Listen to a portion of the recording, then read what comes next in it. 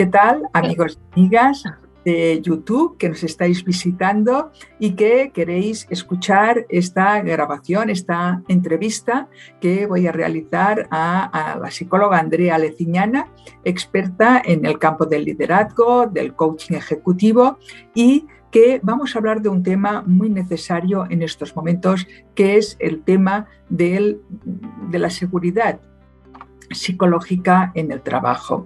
¿Y por qué este tema? Pues mirad, la pandemia mundial no solo ha obligado a millones de personas a trabajar en casa, como algunos de vosotros, sino que el clima político y la sociedad y social actual nos está dejando a muchos emocionalmente agotados y sin saber cómo es realmente la nueva normalidad. ¿A que sí? ¿Te reconoces en ello? Ya llevamos muchos meses hablando de este tema y algunos de nosotros pues ya nos estamos preparando para estar 100% presenciales en nuestra oficina, en nuestro lugar de trabajo, pero no así todos. Y hay personas que van a combinar el presencial con el online y personas que van a trabajar a partir de ahora desde sus casas. Cuando hablamos de seguridad psicológica en el trabajo, nos referimos a aquella sensación de bienestar que nos produce saber que nuestras decisiones no se ven afectadas por las posibles reacciones de las personas que integran nuestro entorno laboral. Trabajar para una empresa no es lo mismo que formar parte de ella, y un concepto que está sonando cada vez más entre quienes presentan atención a novedades en el tema de los recursos humanos es la llamada seguridad psicológica. Y para eso está aquí Andrea Leciñana, que nos ha propuesto este tema. Bienvenida, Andrea, bienvenida a nuestro programa Psicología para Vivir. Y hoy, como vengo diciendo, hablaremos de la seguridad psicológica y el bienestar en el trabajo. Primero de todo, Andrea, déjame presentarte. Yo te guardo mucho cariño porque recuerdo perfectamente cuando eres alumna en nuestra escuela, la Escuela del Coaching Teleológico, cuando hacíamos el máster conjuntamente con la Universidad de Barcelona, y para mí es un motivo de mucha satisfacción poder tener esta entrevista hoy contigo. Voy a presentarte, Andrea Leciñana, psicóloga titulada por la Universidad de Lima, máster en liderazgo personal y coaching por la UB y el Instituto Gomá. Cuentas con más de 16 años de experiencia en acompañar ejecutivos en su liderazgo y lo haces a nivel multilatino. Eres coach, ejecutiva y consultora especializada en programas de liderazgo y efectividad de equipos. Bienvenida, Andrea. Muchísimas gracias, Herminia. Para mí es un placer, una alegría estar conversando contigo nuevamente y además un honor estar invitada a tu podcast. Cuando me compartiste el podcast, he tenido ocasión de escuchar más de uno de los episodios. He disfrutado con ellos y además he seguido aprendiendo, así que estar hoy como invitada en este espacio en el cual ya vengo disfrutando y aprendiendo es un tremendo honor. Gracias. Mira, yo voy a ser muy indiscreta, Andrea, y voy a empezar con una pregunta personal. Y la primera pregunta personal es: ¿qué te llevó a ser psicóloga? ¿Qué me llevó a ser psicóloga? Quizás primero contarte que cuando estaba estudiando en el colegio, estaba por terminar, yo quería ser bombero. ¿Sí? Quería ser bombero. Y sí, para mí era una opción, pero resultó que incluso yo le tenía miedo al fuego. O sea, era simplemente que no quería enfrentar, ni sabía cómo enfrentar qué quería hacer. Entonces tuve la suerte de que mis papás me ofrecieron la posibilidad de hacer una orientación vocacional con una psicóloga, externo al colegio, una cosa particular para poder recibir orientación vocacional, y tuve una muy buena experiencia de orientación vocacional, donde el proceso mismo a mí me comenzó a conectar con aquello que me gustaba, aquello que disfrutaba, y la psicología comenzó a surgir. Para mí, creo que conectado por la curiosidad. Creo que si algo me caracteriza es la curiosidad, las ganas de conocer, de aprender, de entender. Y yo dije, creo que por aquí va, pero no le voy a decir a la psicóloga, me lo voy a guardar, a ver qué tal es este proceso de orientación vocacional. Y nada, cuando terminó el proceso y me hicieron la devolución incluía algunas carreras recomendadas según mis aptitudes, conocimiento, etcétera, y salían 2 y una de ellas era psicología. Dije, está buena esta psicóloga, puede ser un camino. Y la verdad que elegí psicología. Me considero afortunada de haber elegido, siendo tan chica en ese momento, aquello que me apasionaba. No siempre creo que uno tiene esa suerte al inicio cuando uno es tan pequeño. Yo elegí mi carrera a los 16 años y es la carrera que amo y a la que me dedico y me apasiona. Y eso creo que fue mucha suerte y bueno, contar también con el apoyo de mis papás y las posibilidades de tener este espacio de orientación vocacional. No, y se te nota, porque hace años que nos conocemos, y se te nota tu pasión por la psicología. Pero ahora voy a ir un poquito más allá. ¿Para qué te formaste como coach? Tú siempre, Herminia, tienes preguntas que te obligan a salir un poquito de la zona de confort, porque si esta pregunta tú me la hubieras planteado desde el por qué estudiaste coaching, la respuesta sería totalmente diferente. Pero como me estás preguntando para qué estudiaste coaching, yo te diría hoy, en base ya a todo lo vivido, creo que estudié coaching para poder canalizar de la mejor manera la energía que tengo. Yo creo que soy una persona con una energía grande, con muchas ganas de hacer cosas, con muchas ganas de impactar, y el coaching está siendo el medio que me permite eso. Entonces creo que estudié coaching quizás en ese momento sin plena conciencia de por qué lo elegía, para poder canalizar de la manera más bonita la energía que me caracteriza. Y es verdad, no, es cierto que tienes muchísima energía y que siempre estás dispuesta a ayudar a las personas. Yo recuerdo que cuando estabas como alumna en nuestro máster, trabajamos el tema de la inteligencia emocional, autoestima, etcétera, y tus apuntes eran una maravilla, la verdad.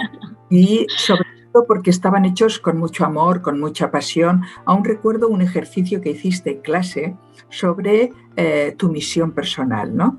Y en el ejercicio que hacíamos del funeral, cómo escribiste lo que querías dejar como legado.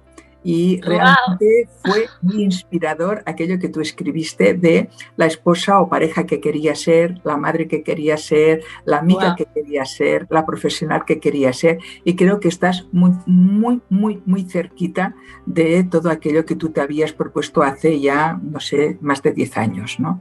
Mejor no digamos. No digamos. ¿Cómo definirías actualmente, Andrea, tu propósito profesional? Este ejercicio que me mencionas, Herminia, no me acordaba con claridad, pero sí recordaba un ejercicio que hicimos también en la maestría que refería al propósito. Y en ese momento recuerdo que llegué a una frase que era detonar el Buda de oro que todos llevamos dentro, que obviamente fue este aprendizaje del Buda de oro fue tuyo, ¿no? De mostrarnos sobre la posibilidad del Buda de oro que todos tenemos dentro. Han pasado los años, he tenido ejercicios donde yo he ayudado a otros a hacer propósito, y yo misma me he retado a vivir el ejercicio y sigo llegando a la misma frase, sigo dando vueltas y llegando al mismo centro. Creo que mi propósito es ayudar a las personas a conectarse, a mirar, a descubrir, a desempolvar su Buda de oro, ¿no? Y en el proceso seguir yo también conectando con mi Buda de oro, porque a mí también me caen a veces tierra encima, o me tiro yo tierra encima, o me olvido, o me descentro, ¿no? Entonces creo que este propósito es tanto hacia afuera como hacia adentro, hacia mí misma. Sí, porque al final es el propósito de la vida, creo que es darle un propósito a nuestra vida, ¿no? Entonces, una vida sin propósito no tiene demasiado sentido y muchas veces estamos perdidos, estamos mal, estamos malhumorados, desmotivados porque no estamos viviendo nuestro propósito. Pero quizás nadie nos ha hecho parar, nos ha hecho reflexionar sobre cuál es nuestro propósito. Yo creo que todos tenemos grandes talentos, y si no ponemos en marcha estos talentos nos vamos muriendo, porque este talento con el que nacemos, hemos de poder explotarlo, hemos de poder manifestarlo, hemos de poder compartirlo. Y este talento es aquello que nos hace fluir cuando estamos conectados con el talento. Las horas se nos pasan, es no trabajar.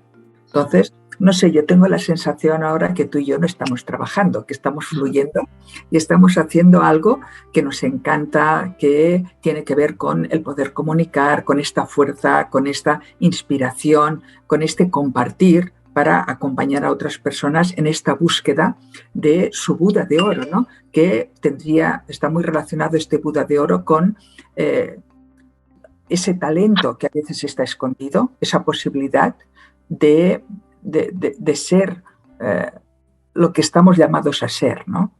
Entonces, creo que este propósito, cuando lo tenemos tan claro, cuando sabemos para qué hacemos lo que hacemos, nuestra vida se carga de sentido y esto nos da mucha fuerza para seguir adelante. ¿Qué aprendizaje te ha dejado tu práctica como coach durante estos años en el mundo de las organizaciones, Andrea? Me ha dejado muchísimos aprendizajes, Herminia, y son aprendizajes que siento que se siguen dando. La verdad que la posibilidad de trabajar con personas hace que esto sea un aprendizaje constante, ¿no? Yo me miro y miro el trabajo que realizaba de repente hace 10 años y el trabajo que realizo hoy, y hay cosas constantes, hay cosas comunes, pero también siento que hay una evolución enorme mía, de las personas, de los otros, y la verdad que ese es un privilegio. Si tú me dices qué aprendizaje de los muchos, cuál ahorita conecto y cuál quisiera compartirles, quizás es uno que se puede expresar con un proverbio senegalés que me encanta y lo utilizo muchísimo, y dice, perdón si no lo cito textual, dice: mientras nuestras ramas se pelean, las raíces se abrazan. Y lo veo, lo vivo todos los días.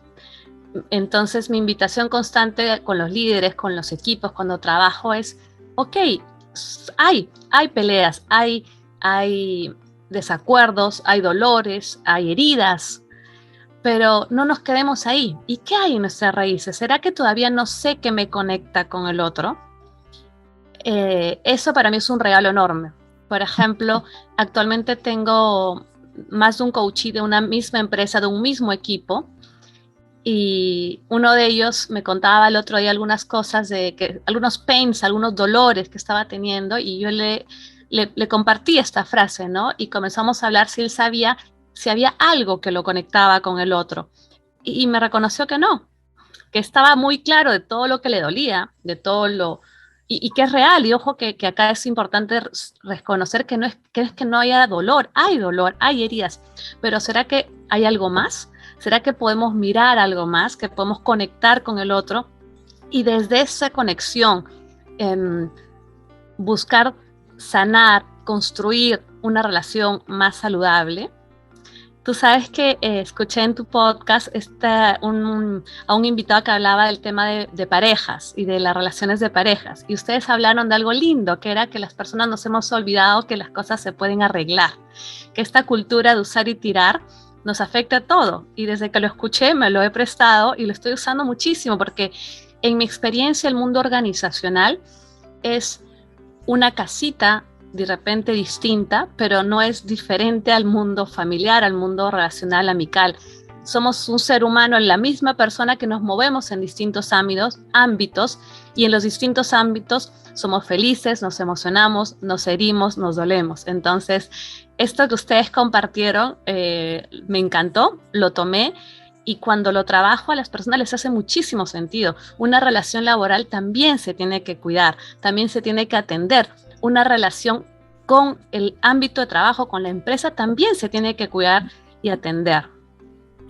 Mira, tienes mucha razón, porque yo también, cuando trabajo en temas de conflictos, lo primero que ponemos todos encima de la mesa, porque es muy humano, es el dolor, es la herida, es la diferencia. Porque mira cómo lo hace. Son comparaciones que hacemos de una manera muy natural, porque nacen de esta sensación de injusticia, de tristeza, incluso de rabia, de culpa, bueno, emociones que nos mueven, incluso de miedo, ¿no? Y lo primero que ponemos es lo que nos separa, lo que nos diferencia, lo que se pelea, como tú ahora estabas comentando. Y somos en ese momento incapaces de ver que hay una conexión, que las dos personas querríamos estar bien. Mira tú, es decir, es que somos un grupo de incompetentes totales, porque en el fondo, tanto el otro como tú queremos estar bien, pero algo no estamos haciendo bien porque no lo conseguimos.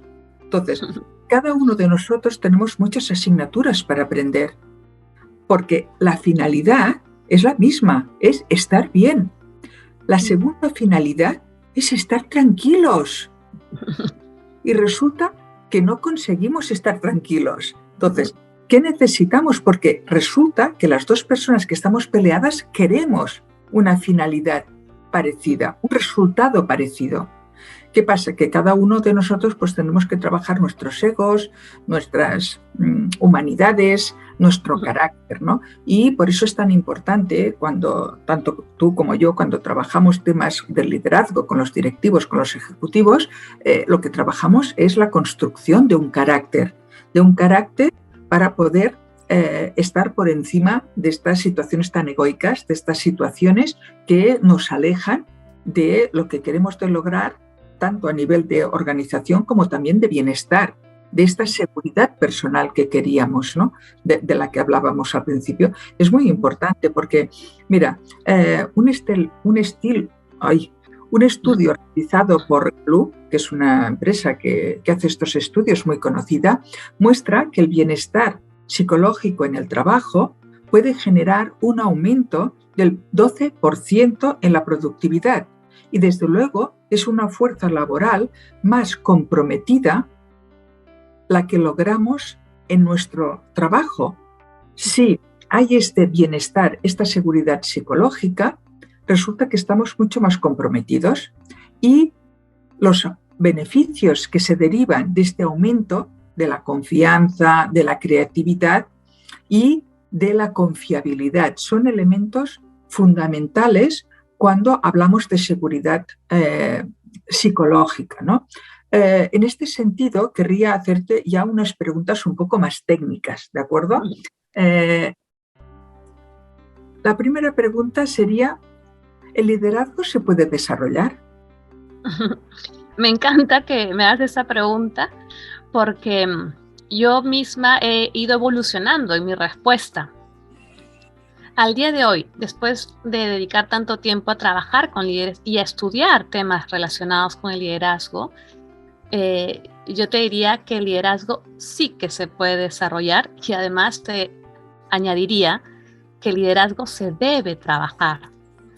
Los grandes líderes que conozco, los líderes a los que más admiro, y no te hablo de líderes de libros, sino líderes de carne y hueso con los que trabajo, los que los veo en la cancha, los que los veo liderar, trabajan su liderazgo, le dedican tiempo, le dedican atención, se han trabajado a nivel personal, han tenido espacios de desarrollo, ya sea espacios personales de terapia, procesos de coaching, se están dispuestos a escuchar feedback, están dispuestos a cambiar o probar cosas. Entonces, yo te digo hoy con plena certeza en base a la evidencia que veo que el liderazgo se puede desarrollar y además, si quieres ser un gran líder, te toca trabajar, nos toca trabajar nuestro liderazgo. Y además, en mi experiencia, el liderazgo no es algo que se vaya acumulando y una vez que se acumula se queda con uno y se queda ahí. El liderazgo es algo vivo, es algo que todos los días lo podemos ejercer en la cancha y por ende podemos avanzar y también retroceder. El otro día tuve una experiencia con un equipo de darse feedback mutuamente y una líder compartió al final una reflexión muy bonita, porque con mucha valentía ella compartió que había recibido de feedback de oportunidad un tema que ella ya había recibido de feedback años atrás y que lo había trabajado y que lo había logrado superar años atrás en otra organización y que hoy, al escuchar a sus pares, a su jefe, volver al mismo punto, se daba cuenta que se había descentrado, que se había olvidado, había dejado de estar atenta. Y me encantó que ella lo compartiera y tuviera la valentía de decirlo, porque nos pasa a todos, somos seres humanos en construcción, no somos seres finitos, esa parte es la divertida, nos podemos seguir construyendo, pero también podemos olvidarnos. Entonces, esta atención permanente, este ser consciente permanente, atento a lo que quiero, atento a mi propósito, a mi esencia y a la construcción esta del carácter que decías tú, yo en mi experiencia creo que es un ejercicio constante. No es una habilidad o como si fuera en el karate, no un cinturón que adquiero y una vez que lo adquirí. No, aquí nos podemos distraer, nos podemos olvidar. El contexto nos puede también desafiar de distinta manera. Por eso es tan importante cuidar los aspectos que nos generan bienestar y seguridad psicológica en el trabajo, porque se pueden perder muy fácilmente. Mira, esto que estás comentando, a veces las personas cuando hacen un trabajo o una formación en liderazgo creen que ya está hecho, ya han hecho el check de haberlo realizado. Y no es así. Esto es una vivencia, es una experiencia donde ahora yo estoy trabajando mucho un concepto que es el liderazgo responsable y consciente. Entonces, este liderazgo responsable y consciente es para toda la vida, porque tal como tú nos estabas diciendo, es tan fácil distraernos. Entonces, ¿soy consciente del ejercicio de mi liderazgo? ¿De cómo estoy siendo el líder que quiero ser, el líder que necesita mi equipo? Entonces, por eso el trabajo yo ahora que estoy realizando en las organizaciones es liderazgo consciente y responsable. El núcleo está en la responsabilidad, pero una responsabilidad que nace de esta conciencia, de ser consciente del líder que quiero ser. Y esto, pues creo que estaría en bastante sintonía con lo que tú estabas comentando. Una pregunta quería hacerte. ¿Cuál es la importancia del bienestar y la salud psicológica en el trabajo? Adicional a lo que mencionabas hace un momento sobre el impacto concreto que tiene en la productividad de una organización, el que las personas que trabajan en ella se sientan apreciadas, se sientan cómodas para expresarse, para cuestionar, para preguntar. O sea, hay un impacto directo en los indicadores de productividad, en la posibilidad de ser una organización creativa, una organización flexible. Yo te diría que el impacto más importante es el que puedas regresar a tu casa al final del día sintiéndote de repente con un poco de cansancio físico, pero sintiéndote bien, pudiendo llegar a casa a disfrutar de tus hijos si los tienes, a disfrutar de tu pareja o disfrutar de ti mismo si estás solo, pero es tanto el tiempo que dedicamos al trabajo que yo considero que es una irresponsabilidad total permitir estar en un ambiente de trabajo tóxico, porque el impacto que tiene es demasiado grande. Entonces, poder trabajar en una organización que me brinda y donde yo brindo seguridad psicológica y donde yo también promuevo, porque no se trata solo lo que la organización es la sumatoria de personas, la organización no es lo que dice su letrero de misión y visión, es lo que hacen las personas que están allí. Entonces, los líderes son protagonistas de eso. En una ocasión con una líder me tocó trabajar una conversación muy bonita en la que habían partido dos personas muy importantes de la organización que eran para ella sus referentes. Y en la conversación surgió el que probablemente ya no había tantos referentes hacia arriba porque ella ya estaba bien arriba. Y más bien era hablar de cuántos estarían abajo mirándola. ¿Y qué quería ella dejar a esos que estaban abajo? O sea, ella estaba sintiendo la pérdida de los que se habían ido, pero conectamos como una posibilidad muy bonita sobre lo que ahora ella era para muchos que estaban abajo, que la miraban, ¿no? Y esto, entonces, déjame interrumpirte aquí. Hay un tema que es muy importante en esto que estás diciendo, que cuando estamos pensando en la mirada del que está observando, esto a veces puede llevar a la confusión de lo estoy haciendo para caer bien, lo estoy haciendo para tener que los demás tengan una buena impresión de mí, lo estoy haciendo para gustar, y no estamos hablando de esto. Estamos hablando del ejemplo, estamos hablando de dejar un legado, estamos hablando de inspirar a los demás, no de gustar a los demás. Totalmente. Y es muy, no sé si la palabra existe, pero yo lo hablo que es muy posibilitador cuando nos damos cuenta del impacto que podemos llegar a causar en las personas. ¿No? Hay una responsabilidad enorme, pero también hay una posibilidad enorme, porque entonces cuando a veces el otro día un coaching me decía, es que me cuesta estar pendiente de la parte más afiliativa, más personal, me cuesta, no me nace. Y le decía, bueno, ¿y qué problema con que nos cueste? ¿Cuántas cosas buenas nos cuestan, no? En algún sentido, mi sensación es que en la actualidad estamos como muy conectados con el placer, lo cual es buenísimo, el placer es hermoso, pero a veces no nos permitimos el vivir la incomodidad y las cosas buenas que nos pueden traer la incomodidad. Entonces, yo trabajo en los procesos mucho, bueno, lo aprendí de ti también con las metáforas, las analogías. Entonces, le mostraba unas pesas y le decía, bueno, esta pesa, yo comencé a hacer ejercicio con esta pesa, no pesaba, no, o sea, no, me hacía un esfuerzo mínimo. Ahora le digo, mira con la que estoy trabajando, me cuesta. Bienvenido esa incomodidad, bienvenido ese esfuerzo. Entonces, me gusta mucho el también invitar a los líderes a que no le huyan a la incomodidad. No todo tiene que ser agradable.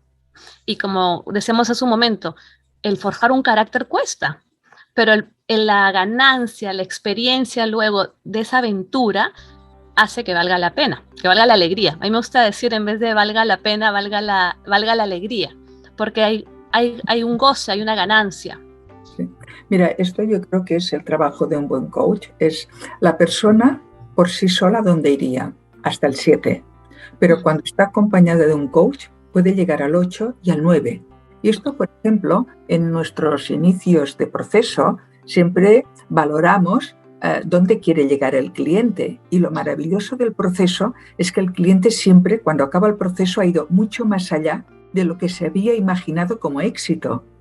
Y esto es fundamental porque comporta esta parte que a lo mejor eludimos al principio porque pensamos que será demasiada pesa, y resulta que podemos con esa pesa y que la sensación y la gratificación y satisfacción que tenemos después es maravillosa. Totalmente. ¿Cuáles son los beneficios, cuáles son los ingredientes de la seguridad psicológica?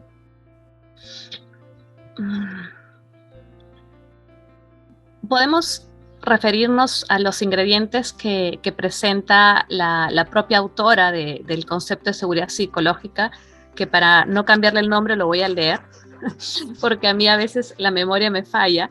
Amy Edmondson fue la autora que desarrolló el concepto de seguridad psicológica. Y ella nos habla de 3 elementos que son muy importantes, ¿no? Que es el mostrarnos asequibles, el mostrarnos cercanos y el poder y el estar abiertos a recibir críticas, preguntas y a dar feedback, ¿sí?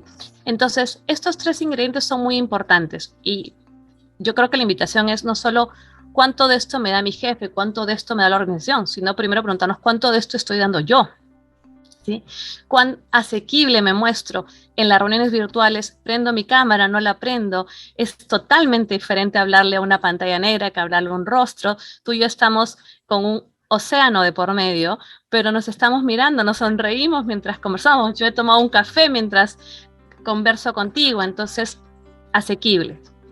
En el mundo virtual yo siempre sugiero que no basta con serlo, sino que tenemos que parecerlo. Yo tengo que dar las señales correctas de que te estoy escuchando.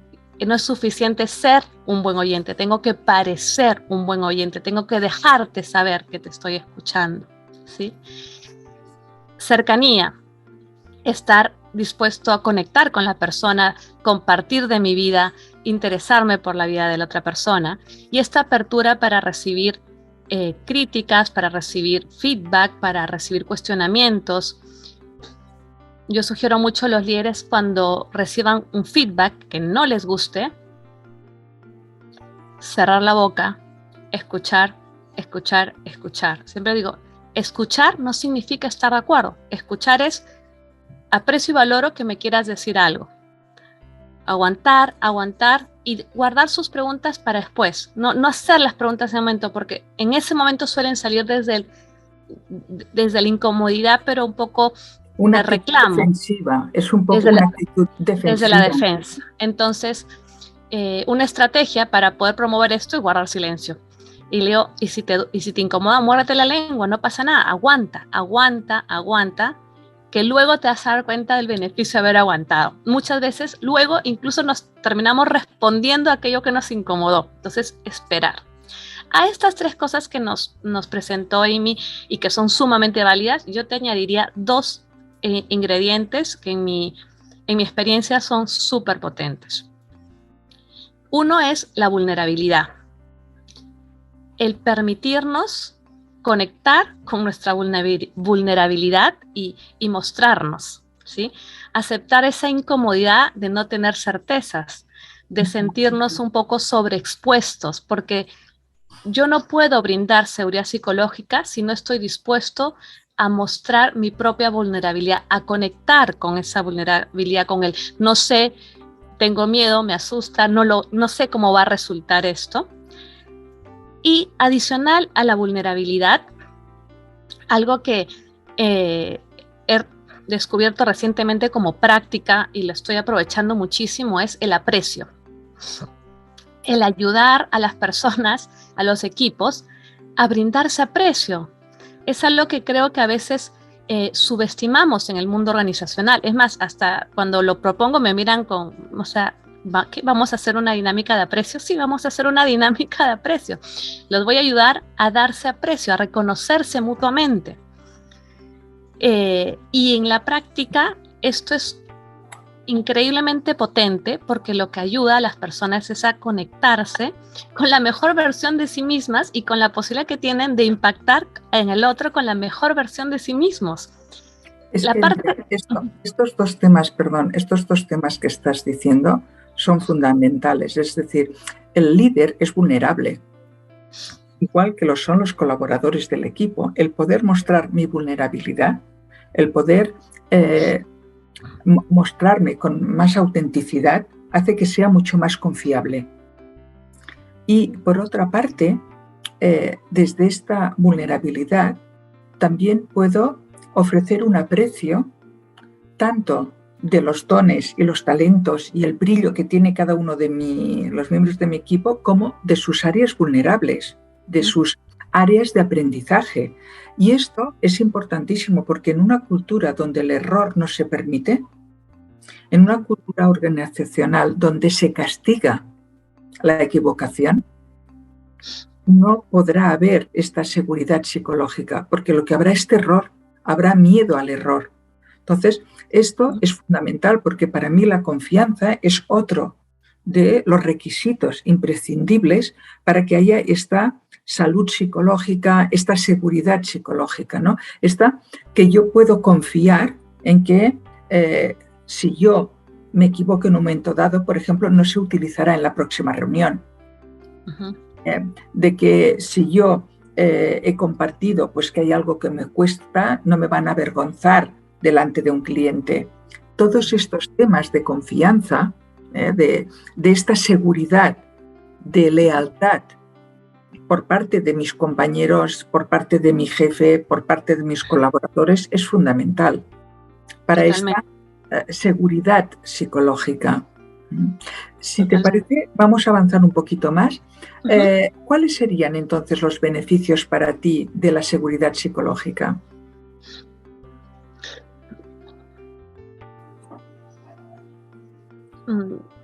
Yo te diría que el principal beneficio de la seguridad psicológica en el ambiente laboral es que yo puedo tener mi energía, mi foco en desplegar todos mis recursos y todo mi potencial para alcanzar los mejores resultados. Y si yo como persona, como profesional, puedo estar en esa sintonía, la sumatoria de esas sintonías va a ser obviamente un mejor resultado organizacional. Entonces, es muy triste ver cómo a veces en una organización contratan a un talento, lo buscan, incluso lo pueden incluso headhuntear, como se dice aquí, o lo pueden conquistar desde otra organización, lo traen, una persona con mucho talento, con muchas capacidades, y cuando ingresa a esta organización la pasa muy mal. Entonces, tú dices, pero no era talento, ¿se equivocó selección? ¿Se equivocó realmente selección? ¿O será que no estamos dando las condiciones mínimas para que este talento pueda brillar, pueda tener un proceso de aclimatación, de adaptación, donde pueda él seguir usando esas fortalezas, esas capacidades? No es que sus competencias desaparecen, es que a veces el entorno no le permite a la persona brillar, no le permite volver a conectar con su mejor versión. Entonces, por eso es que creo que el trabajar seguridad psicológica es muy, muy importante en las organizaciones. No es algo que se pueda trabajar desde el libro. Yo llegué a este concepto de vulnerabilidad porque me pidieron trabajar seguridad psicológica con un equipo, y cuando comencé a investigar, comencé a ver que, bueno, pero yo no puedo pedir que el equipo tenga seguridad psicológica si antes el líder no está dispuesto a ponerse ahí. a ponerse en el medio, a jugarse, a exponerse, a aceptar que a veces no tiene las respuestas, que a veces también se equivoca, que hay un riesgo, hay una exposición emocional. Entonces, si le sumamos lo que tú mencionas, ¿no? El tema de la confianza y la lealtad hacia el equipo, entre las personas, la sumatoria de eso nos lleva realmente a un ambiente donde las personas pueden brillar, donde el mundo tan complejo que enfrentamos hoy el mundo es muy complejo, es un mundo conectado, hiperglobalizado, ¿no? Lo que ocurre en un lugar afecta a lo que ocurre en el otro, todo está en las redes, no es un mundo sencillo. Entonces no vamos a poder encarar desde el mundo organizacional, desde el mundo profesional, este entorno tan complejo como islas, como personas individuales solas. Necesitamos poder conectar, podernos integrar y entre todos encontrar cómo navegar. Ni siquiera es encontrar la respuesta, porque probablemente no haya la respuesta, pero haya un mejor camino. Y juntos, todos en nuestra mejor versión, podemos hacer el mejor camino posible para dar respuesta a este entorno tan demandante. Mira, en la línea de lo que estás diciendo, en estos beneficios, Amy también lo dice, dos son las facultades o las demandas que ahora tenemos, que es que los colaboradores puedan tomar la iniciativa y sean muy creativos. Entonces, ¿cómo podemos permitir que se desarrolle esta creatividad, esta iniciativa, si resulta que no hemos generado este espacio de confianza y seguridad psicológica? Entonces, hoy en día, tal como tú estabas comentando, los retos a los que debemos afrontar las organizaciones, los retos actuales, no tienen nada que ver con los del siglo pasado. Y la creatividad y que sean personas que tomen la iniciativa, el talento, las personas con ese talento que a lo mejor hemos pispado y hemos robado de otra organización, y como tú bien decías, aquí no hemos sabido integrarlos, porque probablemente no hemos sabido generar este espacio de seguridad psicológica. Y estas personas que estaban brillando, que eran la mejor versión de ellas mismas, llegan aquí y lo matamos todo, porque no hemos generado esta seguridad psicológica. Y para cada persona va a ser un poco distinto. Por eso el tema del feedback, de conversar, de generar vínculos, de ver conexiones, es importantísimo. Mira, yo cuando veo a muchos directivos que están mucho más enfocados en la gestión que en el liderazgo de las personas, digo, ya corren otros temas, otra época, estamos en otro momento. El que salga adelante tu proyecto, el que consigáis los objetivos, tiene mucho que ver con el trato y cómo se sientan tratados los miembros de tu equipo.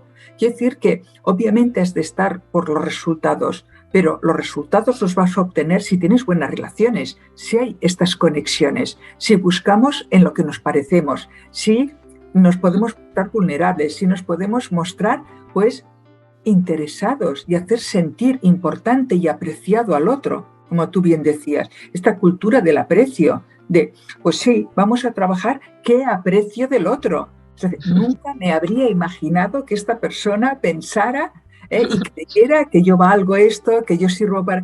Bueno, pues qué importante de vez en cuando darnos un chute de aprecio, de estar acostumbrado a no decir, ay, no, esto a mí, no, de aceptarlo y de saber agradecer el aprecio del otro, ¿no? Recibirlo. Sí, Es muy bonito en estas experiencias, te moviliza tanto o sea, el ejercicio de decirlo como el ejercicio de escuchar. Para algunas personas les resulta incomodísimo, hasta me dicen me sentí mal, no sabía qué hacer, porque no nos permitimos a veces apreciarnos, ¿no?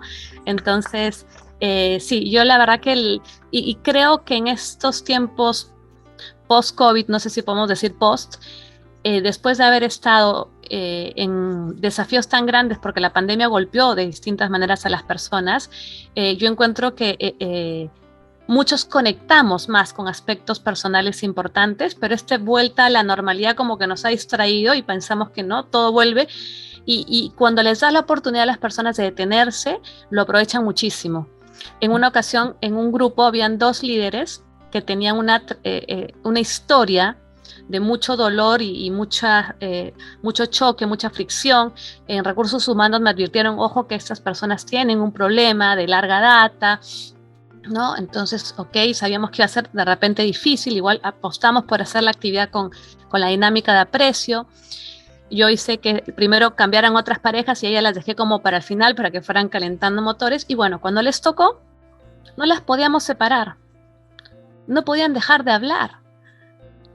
O sea, se estaban apreciando y resultó que además de las querellas, de los problemas reales que habían tenido, también admiraban y apreciaban muchas cosas de la otra. Y cuando la dinámica les permitió tener un espacio de duplas y responder una pregunta, que era una pregunta de aprecio, no las podíamos separar. Fue impresionante.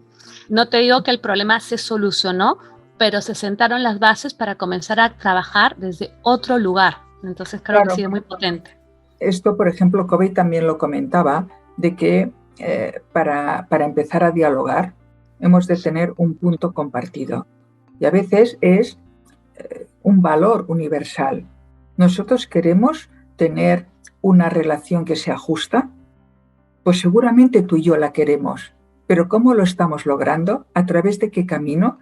¿Qué es lo que nos está distanciando? ¿Pero qué tenemos en común? Es que querríamos que nuestra relación fuera de aprecio, es que querríamos que nuestra relación fuera buena, es que lo querríamos. Entonces, ¿cómo podemos acercarnos a esto que sí que compartimos? No lo que nos diferencia, sino lo que realmente compartimos. Andrea, alguno de nuestros oyentes o de las personas que nos están viendo a través del YouTube ahora pueden estarse preguntando, bueno, ¿cómo puedo empezar a practicar? ¿Tú qué nos dirías, Andrea?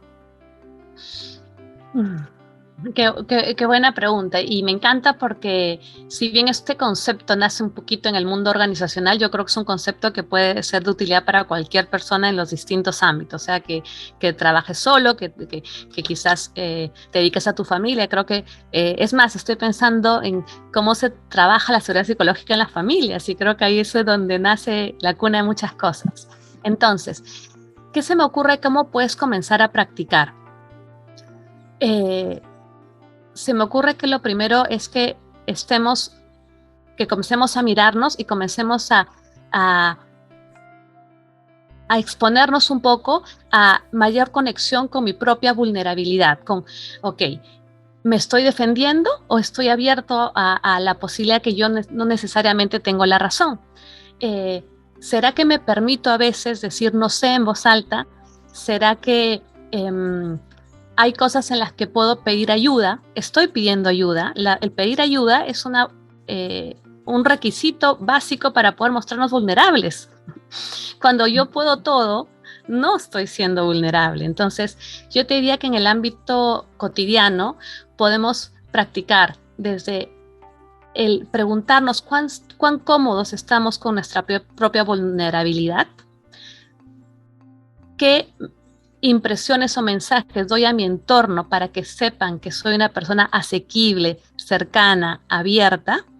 Y el tercer punto sería animarnos a pedir ayuda, animarnos a probar algo nuevo en el cual no nos sentimos tan seguros, porque son prácticas que nos exponen un poquito, que nos sacan de esta zona de confort. Esas serían, creo, las cosas que yo sugeriría y que creo que pueden servir en el día a día. Yo creo que nos has dado unas pistas excelentes, Andrea.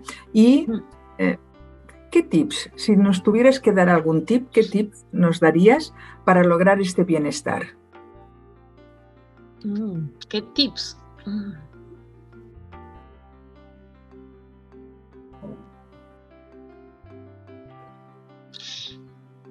Bueno, el tip que se me ocurre es cuidar, atender el lenguaje que utilizamos. Es algo que aprendí contigo en la maestría y que hasta ahora es algo que practico y que sigo buscando atender y mejorar. O sea, es algo que creo que es una práctica continua. Cuando nos decimos, tengo que ser más seguro, en verdad tienes, ¿según quién? ¿Dónde está la guillotina? ¿Quién te persigue? ¿Quién nos persigue? ¿No? Atender las palabras que utilizamos para conectar con lo que queremos. ¿Es que tengo o es que quiero? Si yo digo que quiero, ¿cómo me siento? ¿Con qué me conecta? Si me digo que tengo, es una carga, es algo muy pesado, ¿no? Entonces, el principal tip creo que se me ocurre ahorita es estar muy atento a las palabras. Cada vez que en nuestro cotidiano nos descubramos diciéndonos tengo, alarma roja. ¿Según quién? ¿Cuál es qué hay? ¿Es tengo lo que quiero, la palabra que me conecta y que nos atrevamos a cuidar el lenguaje con el que nos hablamos? Yo diría, primero cuidemos el lenguaje con el que nos hablamos y luego quizás vamos a poder mejorar el lenguaje con el que hablamos a los otros. Pero el primero sería atender y cuidar las palabras con las que nos hablamos, ¿no? Y cuánto nos estamos apreciando. Nos Claro, habla el otro. Perdón, esto tendría mucho que ver con este diálogo interno, porque como el diálogo externo va a ser un reflejo de este diálogo interno. Entonces, si yo, por ejemplo, me estoy juzgando todo el rato, también cuando escuche a mis colaboradores voy a juzgarlos, porque este es mi estilo, es mi manera de dialogar. Entonces, esta escucha profunda, responsable, consciente, tiene que ver, como tú muy bien dices, con las palabras. ¿Qué me digo? ¿Qué tipo de pensamiento es el que me lleva a saber quién soy? Estos juicios que puedo hacerme a mí mismo, este no cuidado, este no respeto hacia mí. Entonces, realmente, ¿cómo me estoy hablando y cómo me escucho? Porque este otro punto también es esencial. Voy a escuchar cómo me estoy hablando, porque pongo el automático y no me doy cuenta de cómo me estoy hablando. Y llevo media hora hablándome mal. Entonces, simplemente cuando esté escuchando a mi equipo, cuando esté liderando el equipo, también esta escucha distorsionada, esta escucha que no es apreciativa, también formará parte de mi manera de relacionarme, ¿no? Entonces, y solo añadiría, perdón, Herminia, que al escucharte recordé que algo que creo que podemos practicar en el día a día es estar atentos a vivir con intención, o sea, que lo que hagamos tenga una intención, o sea, que lo hagamos porque queremos hacerlo. Salir del piloto automático, todo lo que sea salir del piloto automático es buenísimo. Y que las cosas las hagamos con intención. De repente no logramos el resultado que queríamos, pero no sabemos que lo hicimos con intención, con una buena intención. Entonces, el incorporar la intención en nuestro día a día, yo creo que es algo muy potente. Sí, es la pregunta teleológica básica, que es ¿para qué voy a hacer lo que voy a hacer? ¿Para qué estoy pensando lo que estoy pensando? ¿Para qué voy a decir lo que voy a decir? Esta intención, esta finalidad es la que nos hace vivir con propósito. Es decir, quito el piloto automático, es cuando me atrevo a ser vulnerable. El piloto automático me protege, pseudoprotege de la reflexión, de la vulnerabilidad, de la debilidad, de muchas cosas. Pero es una pseudo protección. Al final, todo esto tiene un coste altísimo. Totalmente. Bueno, para personas que quisieran seguir trabajando estos temas, ¿nos podrías recomendar alguna lectura, algún libro, algún artículo? Se me ocurren ahorita dos libros que yo disfruto muchísimo. y que quizás no están conectados directamente con la seguridad psicológica, pero sí están conectados con cosas que siento que son requisitos o preparación de terreno para llegar a la seguridad psicológica. Uno de estos libros es Los dones de la imperfección, de Brené Brown, que es justamente la autora a la que comentaba, de la cual he aprendido muchísimo el tema de vulnerabilidad.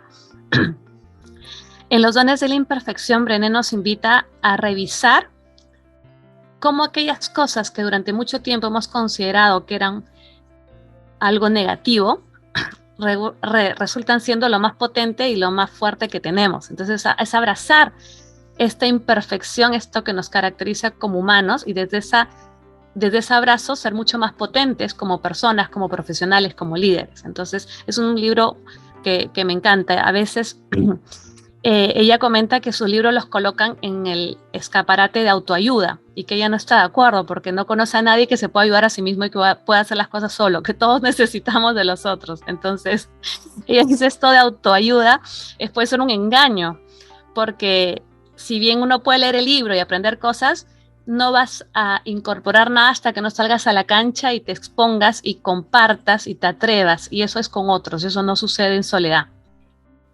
Y el otro libro que disfruté muchísimo, que lo he leído y lo pienso volver a leer porque aporta muchísimo, es Piénsalo otra vez, de Adam Grant.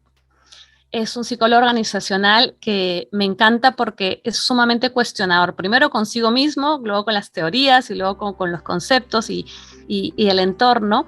Y en este libro, Piénsalo otra vez, nos invita a cuestionar la forma en que pensamos y la forma en que nos relacionamos con el pensamiento del otro. Entonces es una invitación constante a la humildad, al reconocernos falibles y reconocer que nuestro pensamiento tiene muchísimos sesgos, muchísimos paradigmas. Entonces, si yo quiero, por ejemplo, impactar, influir en el otro, lo primero que tengo que hacer es cuestionarme a mí mismo y dejarme impactar e influir primero. Entonces, la verdad son dos lecturas que he disfrutado muchísimo y creo que pueden aportar enorme en este camino de construir, de generar, de vivir con seguridad psicológica. Bueno, te agradezco muchísimo tu generosidad al compartirte de esta manera, al abrirnos a la reflexión, al recomendarnos estos libros tan interesantes, al mostrarnos los ejemplos que tu experiencia y tu día a día te ofrecen. De verdad que ha sido un placer, un honor el poder entrevistarte, el que hayamos podido construir esta conversación entre las dos y, bueno, pues quiero agradecerte muchísimo estas aportaciones que has hecho en Psicología para Vivir. Con la idea que me gustaría quedarme es de que estamos conectados, que hemos de buscar los puntos de conexión, que hemos de ser humildes, que hemos de atrevernos a afrontar nuestra vulnerabilidad, que es muy interesante el que sepamos apreciarnos y apreciar a los demás y verbalizarlo, y que el tema del feedback es esencial si queremos seguir creciendo, tanto ofrecerlo de una manera consciente y responsable como de recibirlo. Y como tú bien nos decías, poder salir de la zona de confort, está confortable, salir de los automatismos para atrevernos a vivir, a experimentar y a gozar la vida, nuestras experiencias cotidianas. Muchísimas gracias, Andrea. Deseo que también hayas disfrutado de esta conversación y espero que pronto nos podamos ver. Yo también. Un gusto, Herminia. Cuídate mucho. Muchas gracias. A ti, Andrea. Hasta pronto. Adiós. Adiós.